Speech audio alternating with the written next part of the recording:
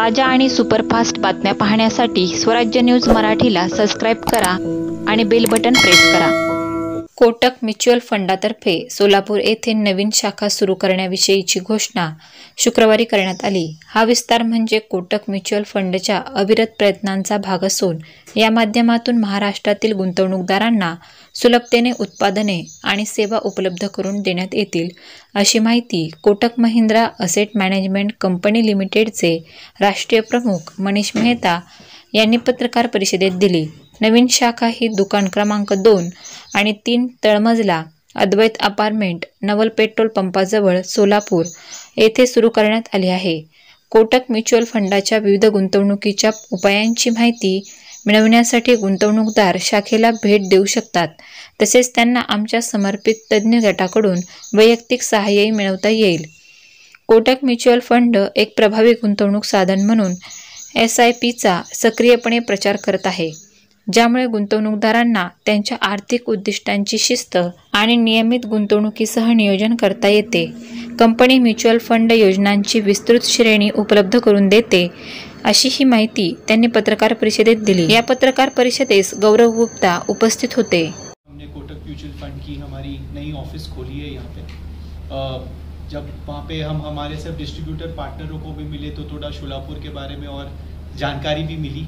तो जैसे किसी ने बताया कि एक ज़माना था जब शोलापुर को मैनचेस्टर ऑफ द ईस्ट बोला जाता था, बिकॉज इतनी मतलब वेल्थ क्रिएशन थी शोलापुर में राइट ब्रिटिशर्स के राज के टाइम से।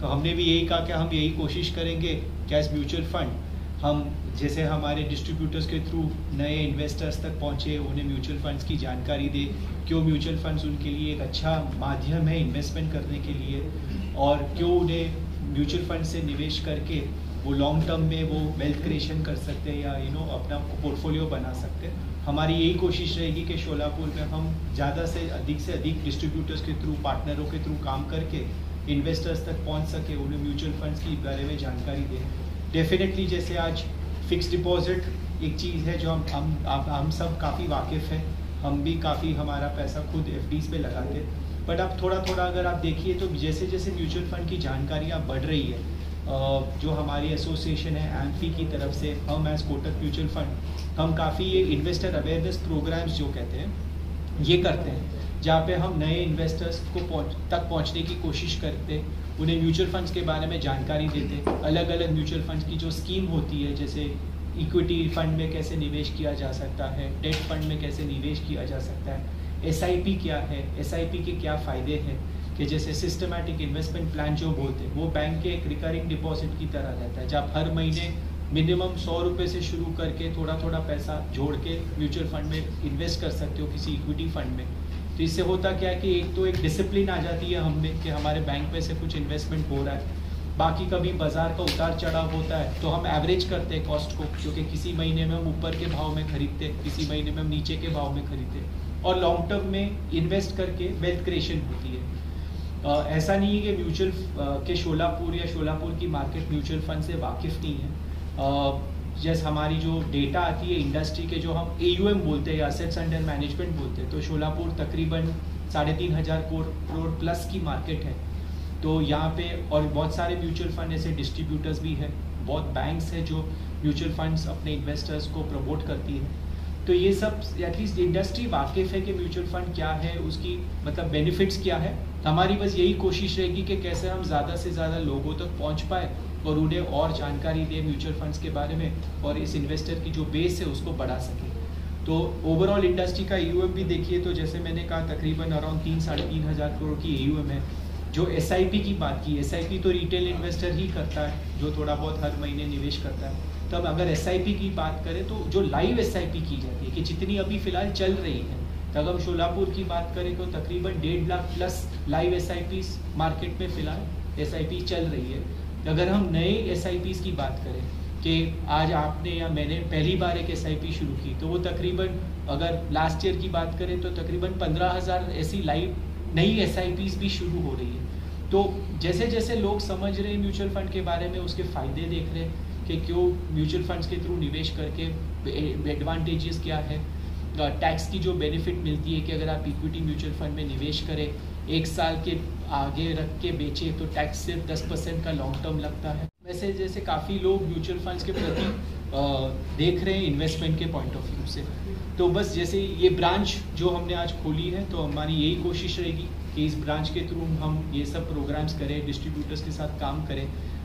डेफिनेटली जैसे मैंने हमारे लोकल ऑफिस के कलीग्स से पूछा कि शोलापुर के अलावा हम कौन से आजू बाजू के शहर हैं जहाँ पे हम ये जाके मिलते हैं वहाँ के डिस्ट्रीब्यूटर्स, तो उसने बताया कि यहाँ से हम जैसे पंढरपुर कवर कर सकते हैं। ऐसे काफ़ी छोटी छोटी सिटीज़ हैं जहाँ पे डिस्ट्रीब्यूटर्स है या म्यूचुअल फंड्स की जानकारी जैसे जैसे बढ़ रही है, तो हम भी वहाँ पे जाके रेगुलरली ये से सब इन्वेस्टमेंट अवेयरनेस प्रोग्राम्स मीटिंग्स करते हैं। तो यही कोशिश रहेगी डिस्ट्रीब्यूटर्स को सपोर्ट करने के लिए, या कि और क्या क्या कैसे कर सकते हैं हम लोग। तो जैसे ट्रेनिंग एंड डेवलपमेंट बहुत इंपॉर्टेंट चीज़ है, क्योंकि at the end of the day mutual fund knowledge वाला प्रोडक्ट है। अगर आज मैं आपको बोलूँ कि क्यों आपको निवेश करना चाहिए, तो मुझे जानकारी होनी बहुत ज़रूरी है उसके बारे में। तो जैसे हम काफ़ी हमारे ट्रेनिंग प्रोग्राम से प्रो स्टार्ट जो हमारा एक ट्रेनिंग चैनल है यूट्यूब पे भी अवेलेबल है, उस पर हम बहुत सारे मॉड्यूल्स डालते हैं कि आप जहाँ उस पर वीडियो देख के सीख सकते हैं कि अच्छा ठीक है, अगर हम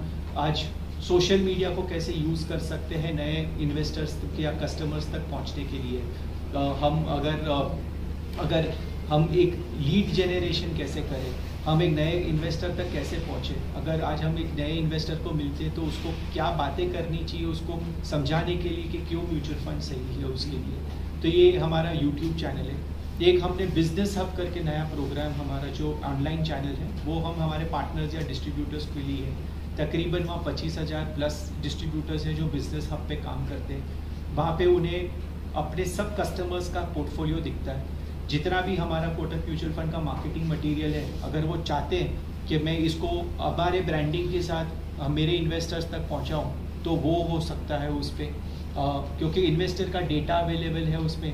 तो अगर उसके किसी इन्वेस्टर का बर्थडे आ रहा हो तो उससे उधर से उसको एक नोटिफिकेशन आती है कि आज तेरे इन्वेस्टर का बर्थडे है। अगर वो चाहे तो वहीं से ग्रीटिंग कार्ड या ग्रीटिंग कार्ड भेज सकता है उसको विश करने के लिए।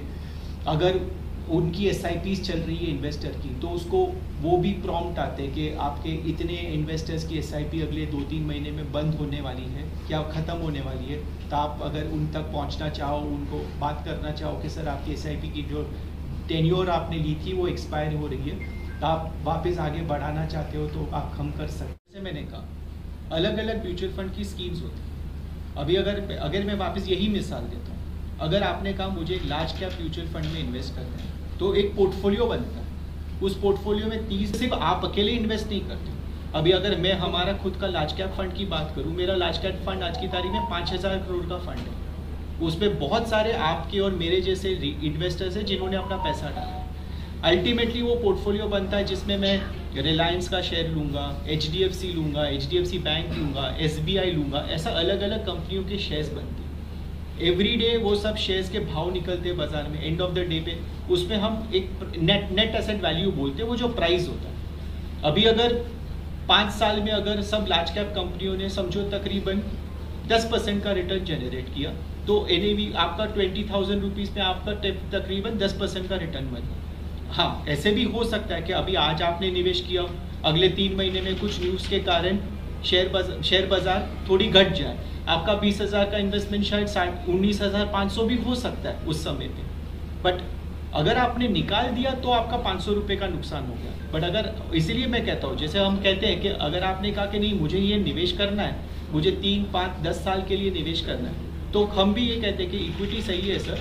शॉर्ट टर्म में डेफिनेटली थोड़ा बहुत ऊपर नीचे उतार चढ़ाव होगा बाजार का, बट अगर आपका क्योंकि समय लंबा है तो definitely over long period of time आपका रिटर्न इक्विटी मार्केट्स में या ऐसे कंपनियों में निवेश करके बन सकता है। अभी निवेश करना चाहता हो तो आप मिनिमम 100 रुपये से भी शुरू कर सकते हैं SIP। अगर आप एक साथ, जैसे पहली बार अगर लमसम करना चाहते हो कि नहीं मुझे एक साथ डालना है, तो आप मिनिमम 500 रुपये से भी शुरू कर सकते हैं। म्यूचुअल फंड में अलग अलग स्कीम्स होती है। तो कुछ स्कीम्स होती है म्यूचुअल फंड की जो इक्विटी मार्केट में इन्वेस्ट करती है। तो अगर एक मिसाल देता हूँ, अगर आप कहते हो कि नहीं मुझे ऐसा कोई म्यूचुअल फंड का स्कीम है जहाँ पे सिर्फ बड़ी बड़ी लार्ज कैप कंपनियों में पैसा लगना चाहिए, कि जिसमें रिलायंस हो गया, टाटा हो गया, या ऐसी बड़ी बड़ी कंपनी है, तो उसको लार्ज कैप म्यूचुअल फंड कहा जाता है। अगर आपने कहा कि नहीं मुझे 5,000 रुपये किसी लार्ज कैप म्यूचुअल फंड में लगाना है, तो कोटक के पास अगर हमारा लार्ज कैप फंड है, आपका पैसा उस फंड में लगता है। जो शेयर मार्केट ना, शेयर मार्केट अल्टीमेटली वो शेयर गिर गया तो उसका नुकसान तो जो उसको होता क्या, everyday net asset value price आती है। एंड डेफिनेटली आपने सही कहा कि शेयर बाजार यानी उतार चढ़ाव तो होता ही है, कभी ऊपर जाएगा कभी नीचे जाएगा। तो ये भी बहुत ज़रूरी है कि जब हम इन्वेस्टर्स को मिले तो उनको ये भी समझाते कि अगर आप इक्विटी बाजार में निवेश करना चाहते हो म्यूचुअल फंड के साथ, तो आपका इन्वेस्टमेंट का जो समय होना चाहिए वो भी थोड़ा लंबा होना चाहिए।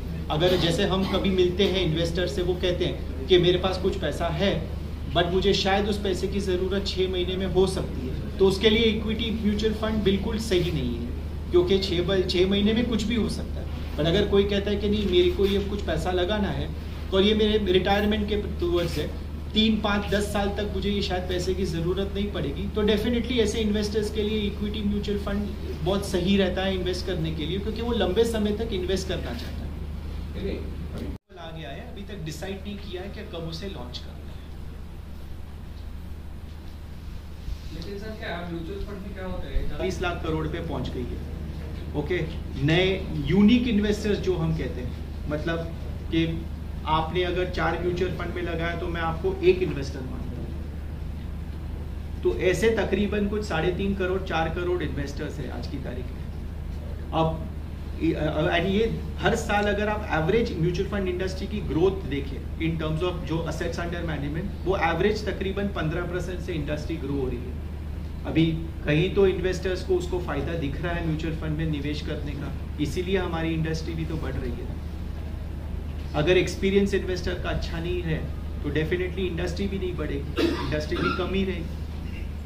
तो अगर हम कंसिडर करें ये जर्नी हमारे म्यूचुअल फंड इंडस्ट्री की, तो डेफिनेटली है कि जैसे जैसे इन्वेस्टर का एक्सपीरियंस पॉजिटिव रह रहा है, जब वो खुद अपना एक्सपीरियंस को देख रहा है कि नहीं 4 साल पहले मैंने पहली बार इन्वेस्ट करना शुरू किया, मुझे भी मेरे पोर्टफोलियो में अच्छा रिटर्न बन रहा है। हाँ, ये SIP बहुत अच्छी चीज़ है कि मैं हर महीने थोड़ा थोड़ा पैसा लगाता हूँ, तो मेरा एवरेज होता है कॉस्ट।